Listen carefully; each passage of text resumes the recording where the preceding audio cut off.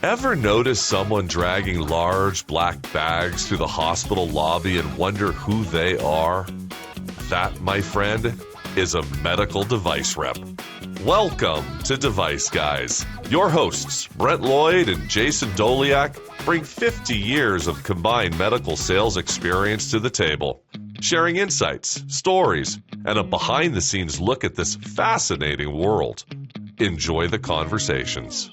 The volume of cases you do helps your credibility, and it allows them to trust you because you do a lot of them. It's the same game with what we do. My clinicals do hundreds and hundreds of aortic valve CT workups. How'd you learn to do this CT? I mean, reading a CT is not necessarily easy. I don't even know that I would know what I was looking at. How'd you go about learning that? You should see this software. An idiot like me can use it. What? It's crazy. It's there's a number of different 3D reconstruction softwares. We use one that is it does a lot for you, and we can do a CT review. Like if you're good at it and you've done it for a while, you can work through a patient in about 20 minutes. Okay. When you're new at it, or if you have a poor quality CT scan, which that can happen. That happens frequently. Yeah. They can take longer, but company I work for provides terrific training, and then people you work with, you can learn a lot from them as well. Yeah. So that's how we do it. And you like this?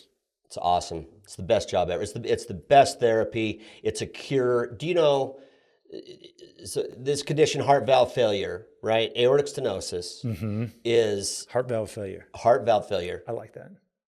I don't like it, but it sounds it's good, right? Yeah, it's good. Heart valve failure. It has the same mortality as like lung cancer at 2 years. As soon as you start getting symptoms, you have a 50% chance of dying at 2 years.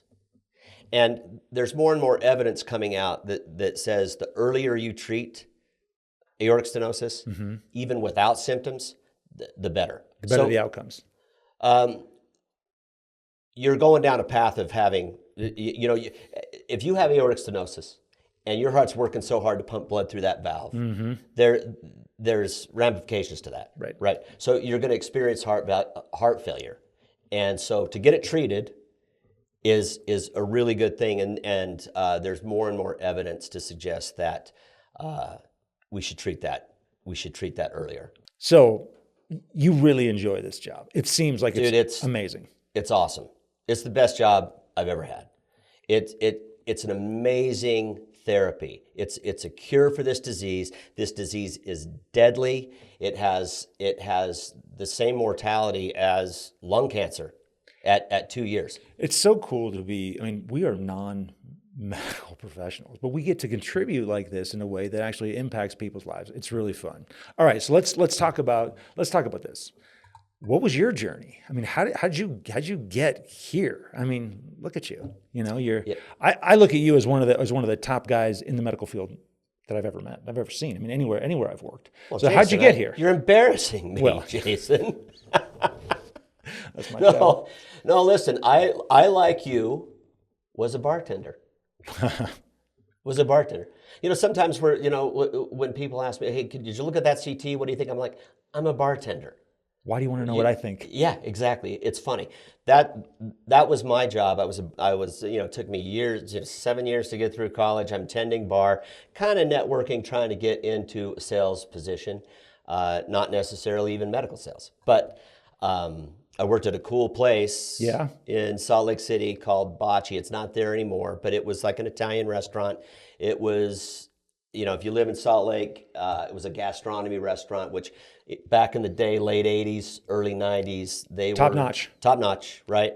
Cool place. I have a feeling you were a different kind of bartender than I was. What'd you wear? A white shirt. White shirt and bow tie.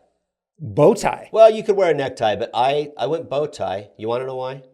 Here we go. Why'd you go bow tie? Because I tied my own bow tie. You had to. What are you going to do? Clip it like on prom night? No, you're not going to clip it. You're not going to, and no one knows if you clip it, right? No, they don't know. So what was the best thing about the bow tie is when the shift was over, you could untie it. You untie it. And then it just hung. Yeah, it sends a message. I'm the guy. Yeah, I tied this myself. Yeah. Yeah. No, starched white shirt, logo on the back. It was a cool place. The black pants, right? Yeah. Apron, the whole thing. The whole thing. You're a different kind of bartender than me. I was shorts and a button-down short sleeve. I looked like I was bartending on the beach, but I was in a basement. Were you like Tom Cruise? I was not like Tom Cruise. Now listen, I happen to know a couple of people that worked with you Do at you? One Piece. Okay, go on. And I think maybe the word would be like deliberate.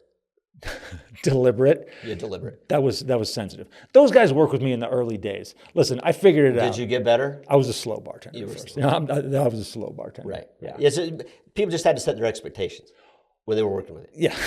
You know what my favorite thing about being a bartender was? Talk to me. It was the look of joy on the waitresses' faces as they filed in for their shift, and they noticed they were going to be working with me. Oh, is that how that went down? I loved that. Yeah. I loved that because they knew they were going to make a lot of money and they were going to have a good time. It was going to be a good shift. It was going to be a good shift. It was going to be a good shift.